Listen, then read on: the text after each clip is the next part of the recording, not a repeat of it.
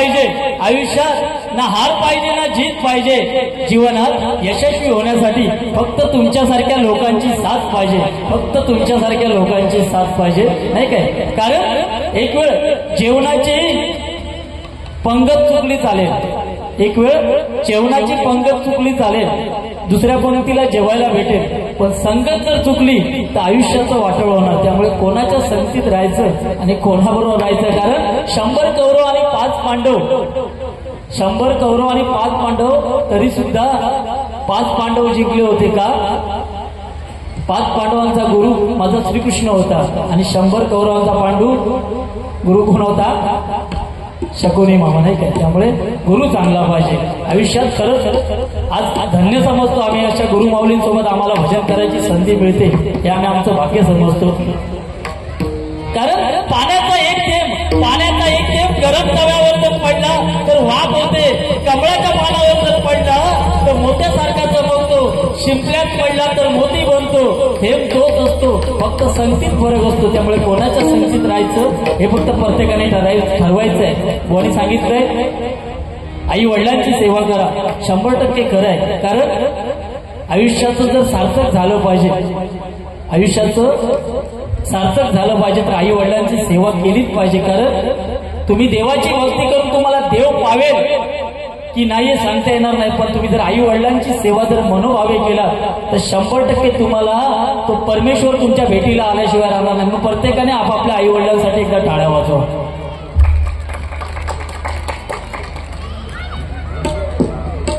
या ठिकाणी सन्माननीय प्रकाश मुंबे बाळासाहेबांवरती पोहडा घेण्यासाठी 500 रुपयाचं पारितोषिक आहे. 100% बाळासाहेबांवरती काव्य करणार. या ठिकाणी आमच्या लवणताई बसले, त्यांच्यावरती सुद्धा काव्य करणार. आणि जर वेळ मिळाला तर हिंदू हृदय सम्राट बाळासाहेब ठाकरे त्यांच्यानंतर आज उद्धव साहेब त्यांच्या आणि राज साहेबांना एकत्र करून एक गाणं या ठिकाणी घेण्याचा प्रयत्न करणार. कारण तुम्हा मायबाप जनता जनार्दनांना एकत्र, जोपर्यंत ही दोघं भावंड एकत्र येत नाहीत तोपर्यंत आपल्या या महाराष्ट्राचं रक्षण होणार नाही, हे तिवार सत्य लक्षात घ्या. इथं जोरदार टाळ्या हिंदू हृदय सम्राट बाळासाहेब ठाकरे यांच्यासाठी होते. कारण अनेक जाती धर्माच्या लोकांना एकत्र करून त्यांनी शिवसेना उभी केली आहे, साधी गोष्ट नाही होत.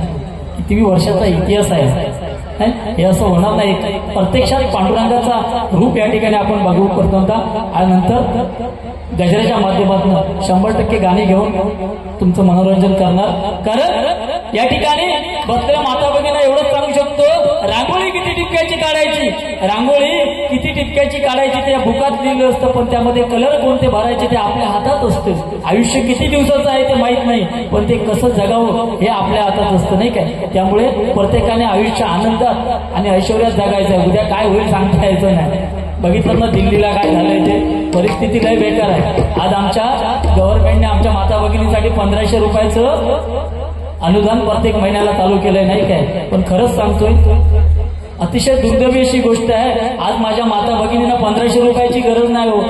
आम्ही महिन्याचा पगार लावून देतो ना, त्या माता भगिनी आमच्या नाही झाल्या तर तुमचे काय होणार आहे. पण खरंच सांगतोय त्या 1500 रुपयापेक्षा जर त्यांना जर संरक्षण जर मिळालं ना, आज रात्री 12 वाजता रस्त्याने जाते वेळी जरी माझी महिला जर ताट मानेने गेली ना तर समजायचं आयुष्याचं सार्थक झालं म्हणून. आणि एवढीच तरी त्यांनी मला माता भगिनींसाठी एवढी जर सेवा केली ना तर आम्ही त्यांना सॅल्यूट मारतो. आज परिस्थिती काय बेकार आहे. 4-4 महिन्याच्या 4-4 वर्षाच्या मुलींवरती अत्याचार होत आहे, त्यांना माहिती सुद्धा नाही आहे अत्याचार म्हणजे काय आहे, नाही काय. आणि अशा नालदमांना तुम्ही शिक्षा देऊ नका. मी तर कळकळीची विनंती करतोय गव्हर्नमेंटकडे, त्यांना आणून भर चौकात उभे करा आणि येणाऱ्या जाणाऱ्या प्रत्येकांना त्यांना कुत्र्यासारखे उडवावं, आयुष्याचं सार्थक होईल, लक्षात घ्या. एवढीच अपेक्षा व्यक्त करतोय आणि रोपकडे होतोय. आई वडिलांची सेवेशिवाय काय नाही, लक्षात घ्या. कारण सुखासाठी कोणी उपवास केला, सुखासाठी कोणी उपवास केला, कोणी पंढरपूरला गेला, कोणी रोजा केला, पण आयुष्यात सुखी तोच झाला ज्याने आपल्या आई वडिलांना घरात ठेवला. कारण गणपती बाप्पा 33 कोटी देवांमध्ये श्रेष्ठ झाले का. संपूर्ण जगाला फिरून यायचं होतं पत्रा, गणपती बाप्पा फक्त आईच्या आणि वडिलांच्या भोवती फिरून आले, त्यामध्ये ते संपूर्ण जग आहे, लक्षात घ्या. आणि हे ज्याला कळलं त्याच्या आयुष्याचं सार्थक झालं. या ठिकाणी रूपकडे होतोय.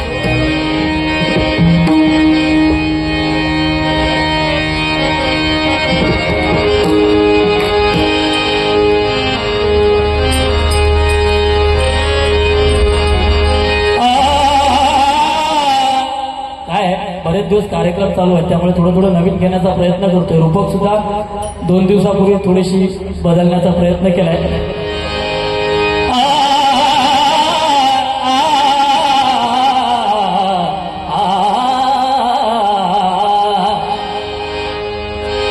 विठ्ठल कुमार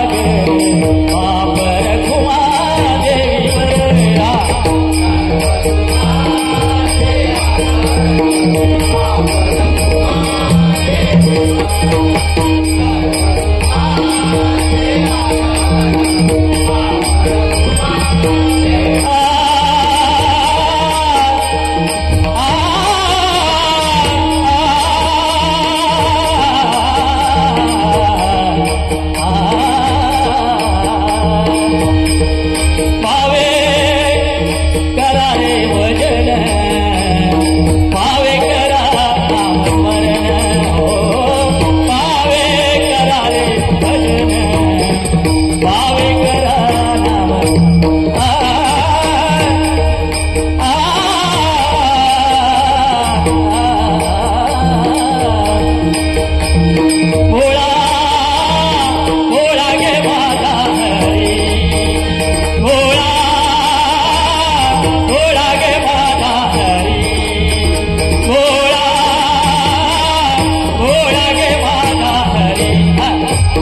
भोळा मदारी भोळा मदारी